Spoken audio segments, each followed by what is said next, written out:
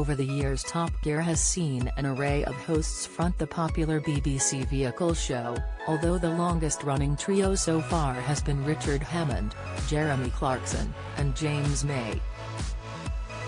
Being part of the show from the start, Richard revealed Top Gear originally had a set of rules on how bosses wanted the series to be, which didn't last very long. The three hosts decided to leave the BBC series in 2015 as they embarked on a new adventure away from the broadcasting channel with their Grand Tour show on Amazon Prime. For 13 years, viewers tuned in each year to watch the three men take part in an array of challenges, races and dangerous stunts. Although the show nearly had a very different look, as Richard Hammond revealed, the team sat down to list out Top Gear's rules before the first series began. Appearing on Stephen Bartlett's Diary of a CEO podcast, the former presenter confessed the bosses wanted the car series to highlight the real world. He confessed, "We just thought we'd make a car show. I remember the conversation in White City BBC HQ.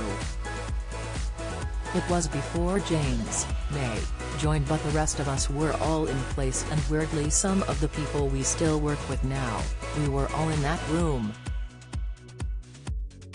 We all said, right, these are the grand rules of Top Gear, it's about the real world, cars that people really buy, no supercars, no foreign travel, we're only going to drive proper cars that people buy in this country."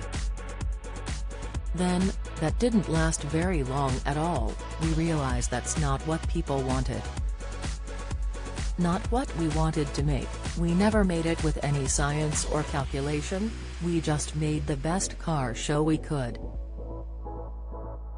However, the future of the long-running show currently remains undecided following the crash of Freddie Flintoff last year.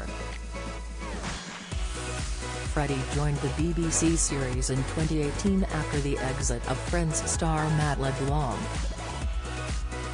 In December 2022, the former cricket star was involved in a serious collision when shooting at Surrey's Dunsfold Aerodrome.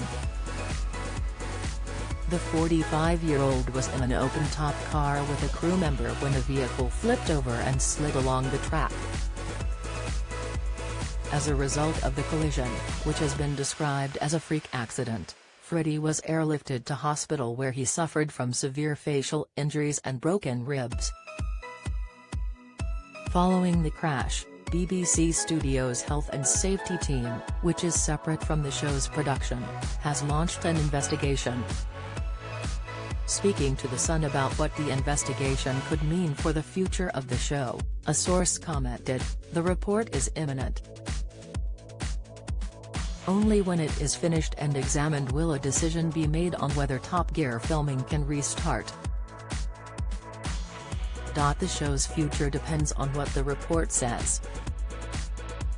It's as simple as that." Freddie isn't the only star from the show who has been hospitalized after a crash, as Richard Hammond once spent 5 weeks in hospital. In 2006, the 53-year-old crashed a jet-powered vampire dragster vehicle going at 320 miles per hour.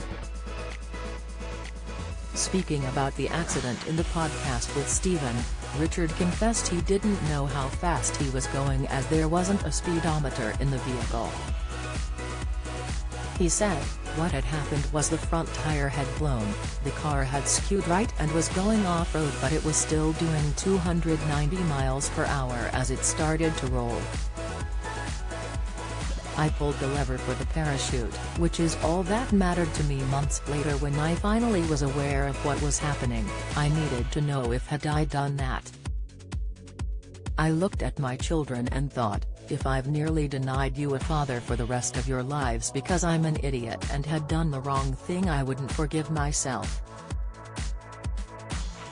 But I did do the right thing, it was just never going to stop it."